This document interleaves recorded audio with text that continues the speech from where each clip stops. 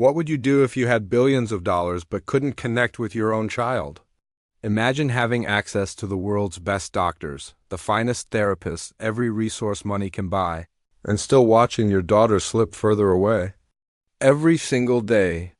That's exactly what happened to one of America's wealthiest women, and the person who finally broke through. A struggling single dad working minimum wage at a catering company. This story will absolutely blow your mind. But before we dive in, drop a comment and tell me where you're watching from. And if you're new here, go ahead and hit subscribe because stories like this don't come around every day. Let me introduce you to Stephen Randy. He's 38 years old, living in a tiny Brooklyn apartment where the radiator clanks all winter, and the pipes never stop making noise. Every morning, he wakes up before his alarm and lies there counting cracks in the ceiling. It's been his routine for 3 years now, ever since his wife Angela died. From the next room, he hears a soft thud. His 6-year-old son Jaden is awake. Stephen finds him sitting on the edge of his bed, hands clamped over his ears, rocking back and forth. There's a garbage truck grinding through its route outside, and to Jaden, those sounds feel like physical blows hitting his nervous system. Stephen kneels down and holds up 3 fingers, then 2, then 1. When he reaches 0, he presses his palm gently against Jaden's chest. Steady pressure, no words. This is how they talk when the world gets too loud. 12 minutes later, Jaden finally lowers his hands. His brown eyes find his father's face, and something close to a smile crosses his lips. Getting Jaden dressed is like performing surgery. Stephen picks shirts without tags because tags feel like knives against skin. Socks without seams because seams cause meltdowns. Pants with soft elastic because buttons and zippers are torture. Breakfast is plain oatmeal at room temperature in the blue bowl, never the red one, because the red bowl makes Jaden cry for reasons neither of them understands. These aren't preferences. They're survival. Stephen's washing dishes when his phone buzzes, a text from his lawyer. Dorothy filed. Court date in 3 weeks. Call me. His hands go still in the soapy water. Dorothy is Angela's mother, and 6 months ago she looked Stephen in the eye and told him she's suing for custody of Jaden. She believes he can't provide what her grandson needs. Not enough money, not enough time. Not enough of whatever it takes. To raise a child like Jaden, Stephen glances at his son, who's arranging his oatmeal into a perfect spiral before taking the first bite. Everything he does now will be examined, questioned, twisted into evidence of his failure in a courtroom. He can't think about that right now. He's got a shift to work, and the catering company doesn't care about custody battles. Now let me tell you about Lilia Hart. She's standing in her penthouse office, 47 floors above Manhattan, watching the city wake up below. Her reflection in the window shows a woman in a tailored suit with perfect posture and what Fortune magazine once called an unreadable face. She built Hart Media from a single local news station into a $4.7 billion empire. She survived. A divorce, a hostile takeover attempt, and a board that questioned every decision she made. But none of that prepared her for what she's facing now. Her assistant's voice crackles through the intercom. Miss Hart, Dr. Patterson is asking if you can join Sophie's session. Lilia checks her schedule. She's got 10 minutes before her next call. I'm coming. The sensory room costs $200,000 to design. Padded walls, adjustable lighting, specialized equipment that's supposed to help her 7-year-old daughter Sophie process the world without falling apart. Lilia watches through the observation window as Sophie sits in the corner, tracing the same pattern on the floor over and over while the therapist speaks in a carefully modulated voice. Sophie doesn't look up. She never looks up anymore. Lilia enters the room and kneels at the prescribed distance. The rules say she can't touch Sophie unless Sophie initiates contact. The rules say she has to wait, be patient, let her daughter come to her. Lily has never been good at waiting. Good morning, sweetheart, she says softly. Sophie's fingers keep moving, trace, the same pattern. The same silence. Lilia's phone buzzes in her pocket. The conference call is starting. She stands, smooths her jacket, and walks toward the door. She's almost through it when her brother Richard appears. He's 2 years younger and has spent his entire career in her shadow. As vice president of Heart Media, he handles details she doesn't have time for. Sometimes too many details. "The gala tonight," he says, matching her stride. "We need Sophie." "There, no." "The board is asking questions, Lelia. The canceled appearances, the rumors about Sophie's condition. They're wondering if you can manage your own family." Lelia stops walking. She turns to face him. "Are they wondering, or are you helping them wonder?"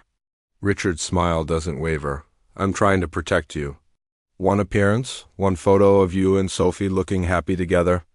That's all it takes to make this go away." She studies him for a long moment. Richard's always wanted her position. He's been patient about it, building alliances, waiting for her to stumble. She's always known this. She just never expected him to use her daughter as leverage, but she's tired. So tired. "Fine," she says, "but I control the environment. Limited press, soft lighting, 20 minutes maximum." Richard's already typing on his tablet. "I'll handle everything." The Heart Foundation Gala is the kind of event Stephen only sees in magazines. Crystal chandeliers, ice sculptures, women wearing jewelry that costs more than his entire apartment building. His job is to set up service stations, stay invisible, and avoid eye contact with anyone important. The catering company was very clear about that last rule. He's arranging champagne glasses in a service corridor when the screaming starts. At first he thinks someone's hurt, maybe a medical emergency. But as the sound continues, rising and falling in jagged waves, something in his chest tightens with recognition. He knows that sound. He's heard it from Jaden 100 times. He pushes through the service door into the ballroom. A small girl in a white dress is on the floor near the stage, thrashing against the marble. A woman in medical scrubs is trying to hold her arms down. Security guards are shouting at the crowd to step back. And in the center of it all, frozen under blazing lights, stands Lelia Hart. Stephen watches as another specialist approaches, speaking loudly and firmly, trying to cut through the girl's panic. But every word, every touch, every flashing camera is making it worse. The girl's nervous system is drowning, and everyone trying to help is pushing her deeper under. Security spots Stephen in his catering uniform and starts toward him. Stephen's already walking. He doesn't run. Running would add to the chaos. He moves steadily toward the girl, ignoring the guard's commands, ignoring the gasps from the crowd, ignoring everything except that small figure on the cold floor. 10 feet away, he sits down cross-legged, back slightly turned, making himself small and unthreatening. Just a presence at the edge of her storm. He begins to count. Low and steady, the same tone he uses with Jaden. 10, 9, 8, 7.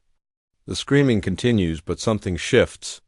A hesitation between one shriek and the next. 6, 5, 4. No urgency in his voice. No fear. Just numbers falling like rain. 3, 2, 1. Silence. Stephen extends his hand, palm up, and waits. He doesn't look at the girl. He doesn't move. He just breathes and lets the quiet settle around them. 10 seconds pass. 20. The ballroom holds its breath, then small fingers close around his. Stephen turns slowly.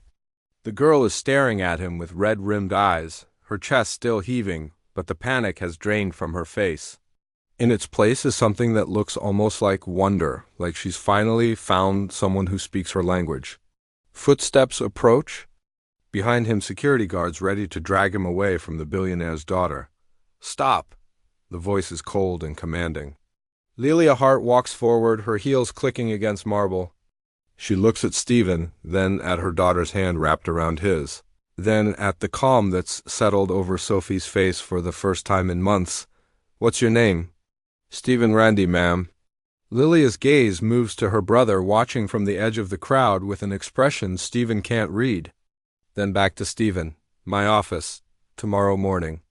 9 o'clock. She turns to Richard. "Clear the room. The gala is over." Stephen arrives at Heart Media headquarters at 8:45 the next morning. The building rises 60 stories into the Manhattan sky, all glass and steel, and the kind of quiet confidence that comes from owning half the city's media landscape. He's wearing his only suit, the one from Angela's funeral, and feels like a trespasser. The receptionist looks at him with polite suspicion, makes a phone call, checks his name twice, and finally hands him a visitor badge. 47th floor. Miss Hart's assistant will meet you. Lilia's assistant leads him through a maze of glass-walled offices where people in expensive clothes pretend not to stare. At the end of the hallway, double doors open into an office the size of his entire apartment. Lilia Hart stands by the windows, silhouetted against morning sun. She doesn't turn when he enters. Close the door? Stephen does. He waits. I had my team research. You last night, Lilia says, still facing the windows. Stephen Randy, 38 years old, widowed 3 years ago. One son, age 6, enrolled in a specialized program for children with sensory processing disorders. Currently employed by Elite. Catering services at $14.50 an hour. She turns to face him. You're also being sued for custody by your mother-in-law. Court date in 3 weeks. Stephen feels his jaw tighten. You've been thorough. I'm always thorough. Lilia walks to her desk and sits. What you did last night with my daughter, where did you learn that? I didn't learn it anywhere.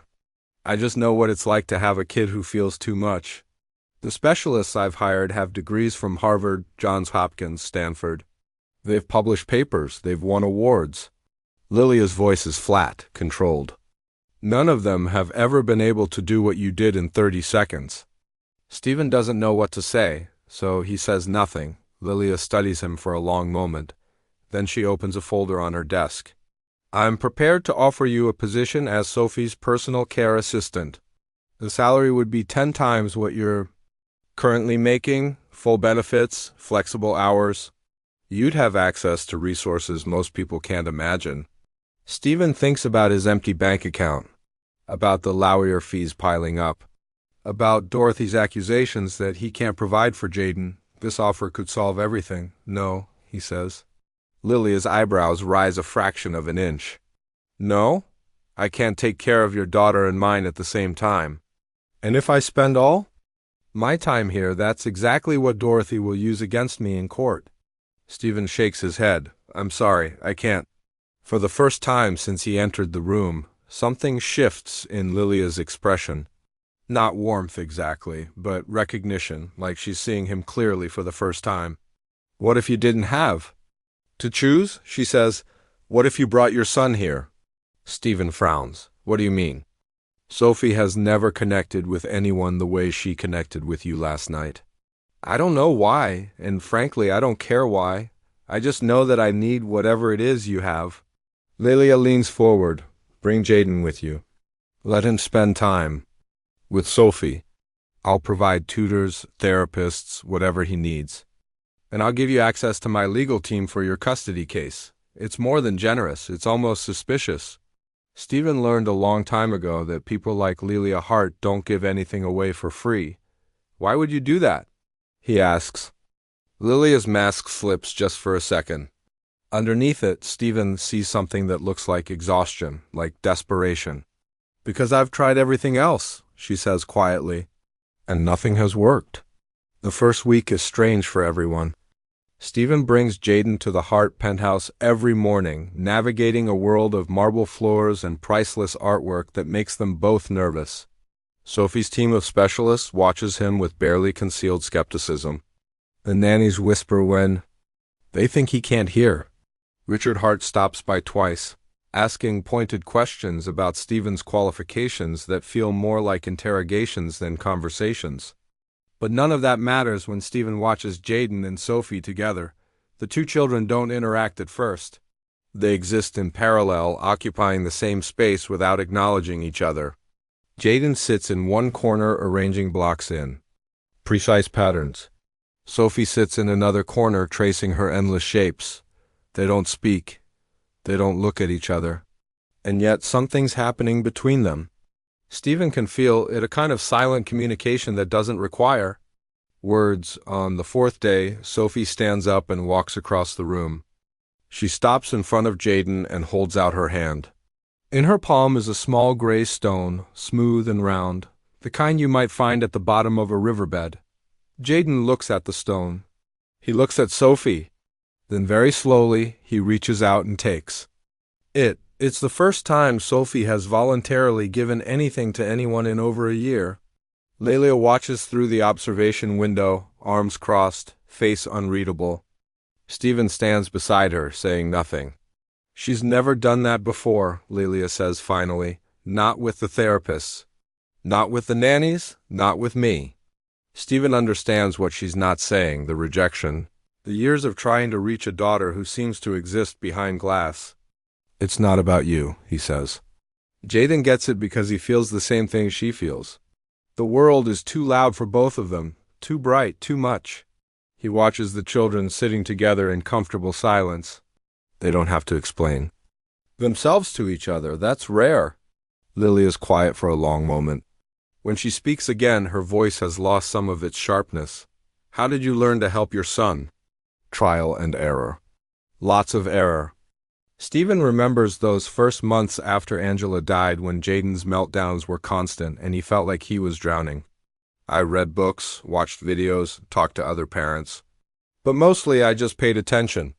Jaden couldn't tell me what he needed, so I had to figure it out from watching him.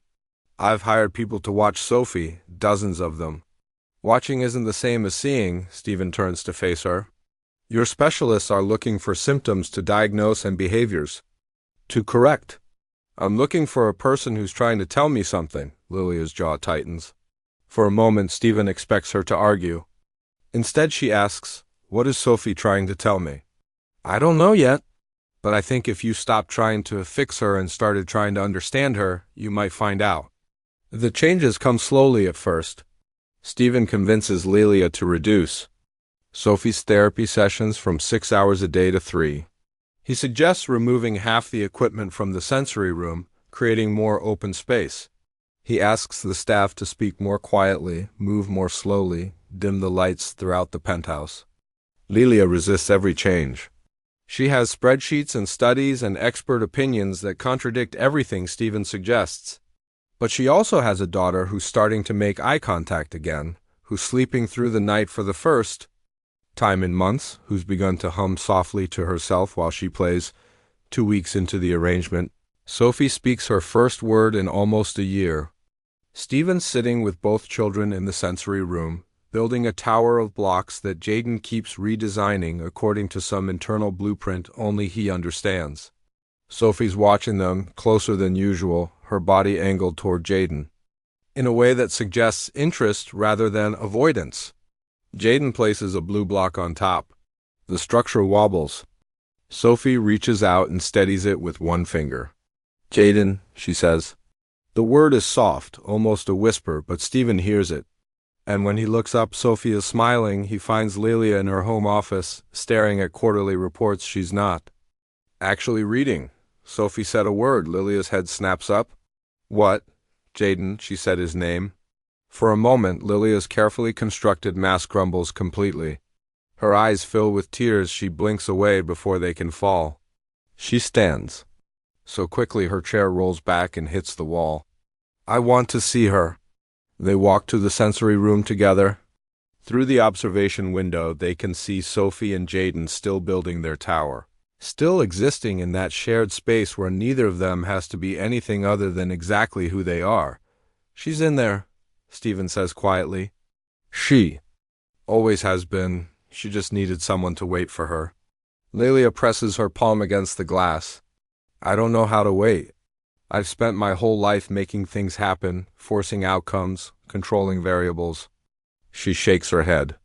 I don't know how to be the kind of mother she needs. So learn, Stephen says. You taught yourself to run a company worth billions of dollars. You can teach yourself this. That evening, Lelia calls Stephen into her office. Her laptop is open, displaying what looks like legal documents. I spoke to my attorney about your custody case. He reviewed the filing. Dorothy's argument is that you lack the financial resources and time to properly care for Jaden. Lelia closes the laptop. With your permission, I'd like to provide you with legal representation. The best in the city. Stephen feels familiar. Resistance rise in his chest. I don't need charity. It's not charity, it's compensation. Lelia meets his gaze directly. You're doing something for my daughter that no amount of money could buy. The least I can do is make sure your son stays where he belongs. Stephen wants to say no. He's been saying no to help for 3 years, convinced that accepting it means admitting he can't do this alone. But Lilia's words from earlier echo in his head. She spent her whole life controlling outcomes. Maybe he spent his whole life refusing to let anyone in. You teach me to see Sophie, Lilia says quietly. Let me help you keep Jaden. Stephen nods slowly. Okay. Richard Hart watches his sister's transformation with growing alarm. For years he's positioned himself as the steady hand behind Lilia's empire, the one who handles details while she chases headlines. He's cultivated relationships with board members, planted seeds of doubt about her leadership, waited for the moment when her carefully constructed image would crack. Sophie has been the key. A daughter Lilia can't control, can't fix, can't hide from the public eye. Every failed therapy, every cancelled appearance, every whispered rumor about the Hart heir's condition has weakened Lilia's position. Richard has even helped things along, quietly replacing competent specialists with ones he knows will fail, ensuring Sophie's struggles remain visible and constant. Now somehow a catering worker from Brooklyn is undoing all of it. Richard makes some calls. He learns about Stephen's custody battle. He obtains Dorothy's contact information. And one afternoon, while Lilia's in meetings and Stephen's with the children, he picks up the phone. Mrs. Randy, this is Richard Hart. I believe we have some mutual interest to discuss.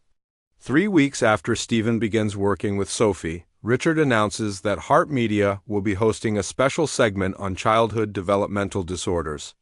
The foundation will highlight its charitable work. Sophie will make a brief appearance. To demonstrate the company's commitment to families facing similar challenges, Lelia refuses immediately. Absolutely not. She's not ready. The board is expecting this, Richard says smoothly. We've already announced it to the press. Canceling now would raise exactly the kind of questions we've been trying to avoid. Stephen watches the exchange from across the room. Something about Richard's insistence feels wrong, calculated in a way he can't quite identify. I don't like this, he says quietly to Lelia after Richard leaves. Neither do I, but he's right about the board. Lelia rubs her temples. If I back out now, they'll use it as evidence that I can't handle the pressure. Richard's been building that narrative for months. Then let me be there. Let me stay close to Sophie during the segment. Lelia nods slowly.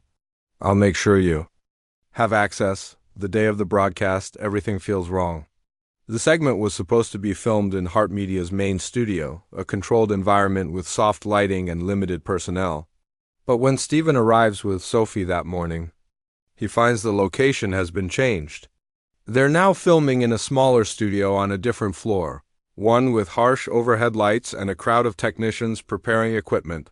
There's been a mix-up with scheduling, Richard explains, appearing at Lilia's side. This was the only space available. Lilia's eyes narrow. This wasn't what we agreed to. I'm handling it. Richard's smile is thin. Trust me. Stephen kneels beside Sophie, who's already starting to show signs of distress. Her hands are clenching and unclenching. Her breathing has quickened. We need to get her out of here, he says to Lilia, but it's too late. The cameras are already rolling. Bright lights flood the small space. A producer is counting down. Richard has positioned himself near the security team, blocking the exit. Sophie's first scream cuts through the studio like a knife. Stephen moves toward her, but 2 security guards step into his path. Sir, you need to stay back. Get out of my way. He tries to push past them. She needs help. Sir, we're going to have to ask you to leave the set. Sophie's on the floor now, thrashing against hard concrete, surrounded by strangers doing everything wrong. Someone grabs her arm. Someone else shouts for medical assistance. The cameras keep filming. Stephen watches helplessly as the girl he spent weeks reaching falls apart in front of him. In the chaos, Sophie breaks free from the people trying to restrain her. She runs toward the exit, trips over a cable, and falls hard against the edge of a metal equipment cart. Blood blooms from a cut on her forehead. The cameras capture everything. The aftermath is swift and brutal. Dorothy's lawyer files an emergency motion that afternoon, citing the incident as evidence of Stephen's priorities. He's spending his time caring for a billionaire's child, while his own son's needs go unmet. The video of Sophie's meltdown is playing on every news channel, and somehow Dorothy has obtained footage showing Stephen in the background, restrained by security, unable to help either child. The judge grants temporary custody to Dorothy pending a full hearing. Stephen has 48 hours to transfer Jaden to his grandmother's care. He stands in his apartment that night watching Jaden sleep and feels something inside him shatter. The next morning, Lelia calls him to her office. Her face is pale, her usual composure cracked. "The board is demanding I distance myself from you. They're calling yesterday's incident a PR disaster. Richard is pushing for a vote of no confidence in my leadership." Stephen understands what she's saying. "You're letting me go. I have to protect Sophie. I have to protect the company." Lelia won't meet his eyes. "I'm sorry, Stephen. I truly am." He looks at this woman who promised to help him, who saw his son as a solution to her problems, who's now discarding him the moment he became inconvenient. "You're not protecting Sophie," he says quietly. "You're protecting yourself, just like always." He walks out of her office without looking back. 2 days later, he puts Jaden in Dorothy's car and watches his son drive away. The boy presses his palm against the window, his face confused and afraid. Stephen stands on the sidewalk until the car disappears around the corner. Then he goes back inside his empty apartment, sits down on his son's bed, and stares at the wall. Sophie stops speaking. The day after Stephen leaves, she stops eating. She stops sleeping through the night. She stops responding to therapists, nannies, the endless parade of specialists who try to reach her. She sits in the corner of the sensory room for hours, clutching the small gray stone she gave to Jaden, staring at the door as if waiting for someone who will never come. Lelia watches her daughter retreat into silence and feels the full weight of what she's done. On the third day, she can't take it anymore. She dismisses the staff, locks herself in her home office, and begins going through every document related to Sophie's care over the past 2 years. Something Stephen said keeps echoing in her mind about the specialists she hired. The ones who kept failing, the ones who made things worse instead of better. She pulls up employment records, cross-references termination dates, tracks the hiring and firing patterns that seemed random at the time. A picture begins to emerge. The competent therapists were all let go within weeks of starting, replaced by less experienced practitioners who followed rigid protocols that didn't work for Sophie. Every time Sophie showed improvement, something disrupted it. The pattern leads back to one person. Lelia calls Richard's assistant and requests access to his calendar and communications for the past 18 months. The assistant hesitates, citing privacy concerns. Lelia reminds her who owns the company. It takes her 2 hours to find the text messages between Richard and Dorothy. The conversations are careful, coded, but the meaning is clear. Richard has been feeding Dorothy information about Stephen since the beginning. He provided her with footage from the failed broadcast. He coached her on how to frame her custody arguments. He orchestrated the change in filming location that caused Sophie's meltdown. Her own brother used her daughter as a weapon to destroy her. Lelia sits alone in her office as the sun sets over Manhattan. The choices that led her here spread out before her like a map of her failures. The board meetings that mattered more than bedtime stories. The quarterly reports that took precedence over therapy sessions. The empire she built at the cost of actually knowing her own child. She could bury this, confront Richard privately, force him out quietly, protect the company's reputation. That's what the old Lelia would have done. Control the narrative, minimize damage, keep the machine running. But then she looks at the security feed showing Sophie in the sensory room, holding a stone and waiting for a friend who isn't coming. She remembers Stephen, who lost his son because he tried to help hers. All the years she chose power over connection, control over trust, come crashing down on her at once. Lilia picks up her phone and calls Steven. He almost doesn't answer. Steven's lying on Jaden's bed, surrounded by his son's toys and books and the lingering smell of the laundry detergent they both use. He's been there for 3 days, leaving only to use the bathroom and drink water. He's not sure he'll ever get up again. The phone rings 6 times before he finally reaches for it. I found something. Lilia's voice is different than he's ever heard it, stripped of its usual armor. I need you to see it. I don't work for you anymore. This isn't about work. It's about what really happened. She takes a breath. Richard orchestrated everything. The location change, the security team that blocked you. He's been working with Dorothy for months. Steven sits up slowly. What? I have the messages. I have proof. Lilia's voice cracks slightly. I know.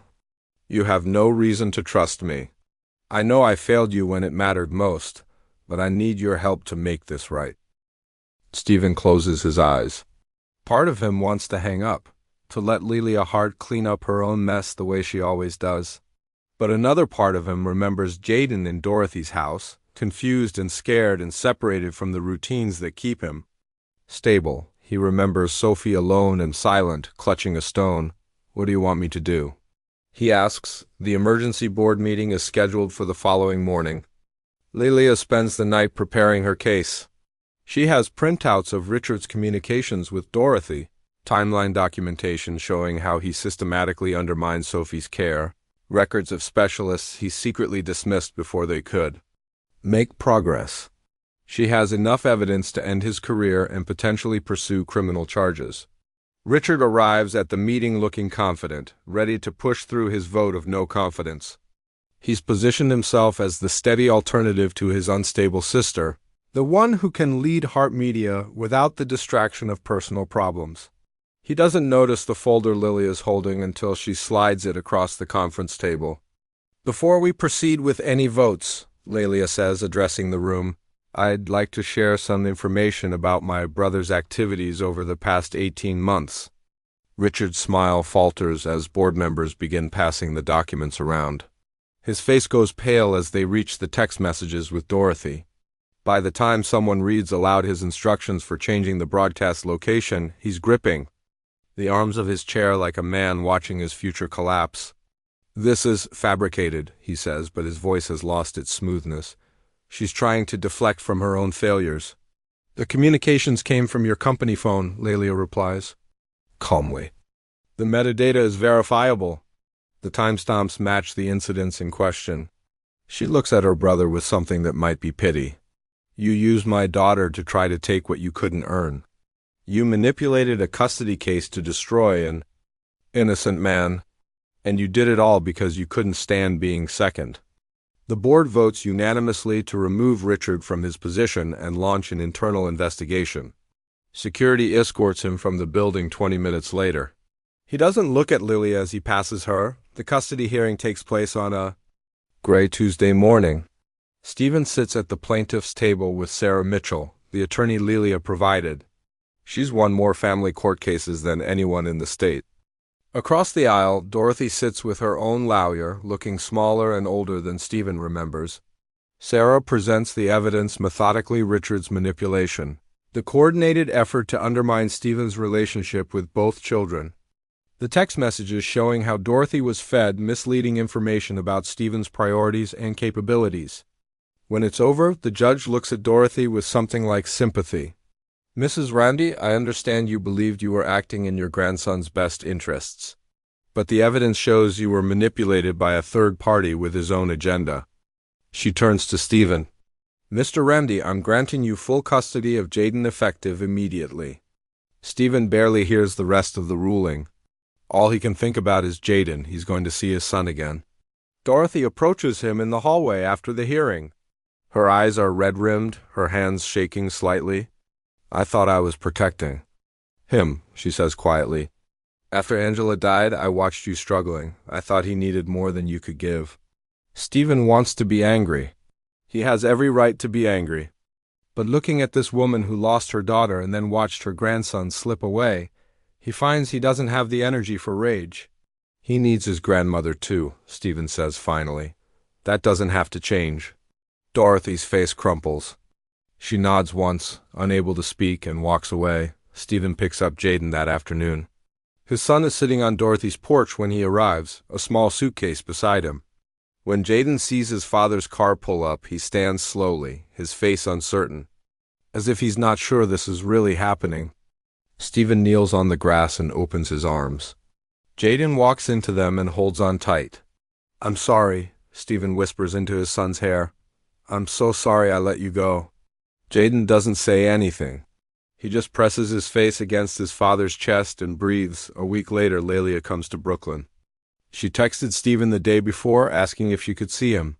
Not at her office, not at the penthouse somewhere neutral. He suggested the small park near his apartment, the one where he used to take Jaden to feed the pigeons. She's already there when he arrives, sitting on a bench near the swings. Sophie is with her, holding the gray stone in both hands, scanning the playground with anxious eyes. Then Sophie sees Jaden. Her whole body changes. The tension in her shoulders releases. Something like light comes into her face. She stands up and walks toward him, stopping a few feet away, waiting. Jaden looks at his father. Stephen nods. The two children sit down together on the swings, not talking, not touching, just existing in the same space the way they did in the sensory room. Sophie holds out the stone. Jaden takes it, examines it carefully, and hands it back. It's the most natural thing Stephen has ever seen. Lelia walks over to stand beside him. She looks different than she did in her office, smaller somehow, less certain. "I resigned as CEO," she says. Stephen turns to look at her. "Why?" "Because I realized I was trying to run an empire and learn how to be a mother at the same time. And I kept choosing wrong." She watches Sophie swing gently back and forth. "I don't know who I am if I'm not running something. I've never had to figure that out before." "That sounds terrifying," Stephen says. Lelia almost smiles. "It is." She's quiet for a moment. "I don't expect you to forgive me." "I wouldn't forgive me." "I'm working on it," Stephen says, watching the children together. "You made a mistake, a big one. But you also fixed it when it counted. That doesn't undo the damage." "No, but it's a start." They stand in silence as the afternoon light softens around them. Sophie gets off the swing and walks toward her mother.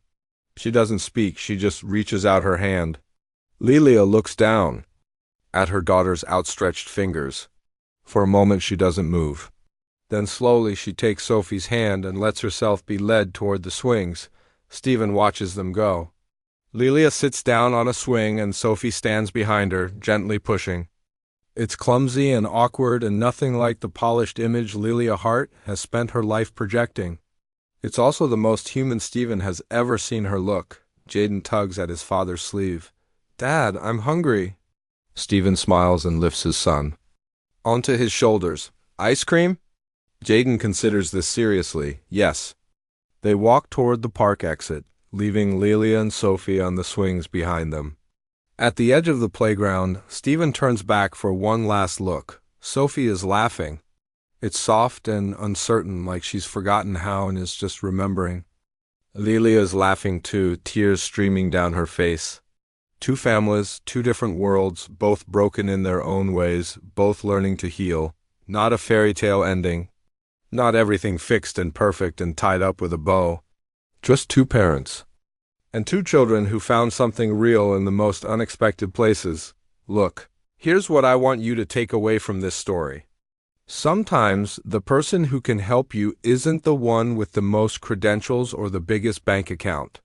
Sometimes it's just someone who understands what it feels like to fight for a child the world doesn't know how to reach. Stephen didn't have a medical degree. He didn't have money or power or connections. All he had was love and experience and the willingness to see Sophie as a person instead of a problem to solve. And that made all the difference. If this story touched you, if you've ever felt like you were fighting alone for someone you love, I want you to know you're not alone. These stories matter because connection matters, understanding matters. And, sometimes the person who changes everything is the one nobody expected.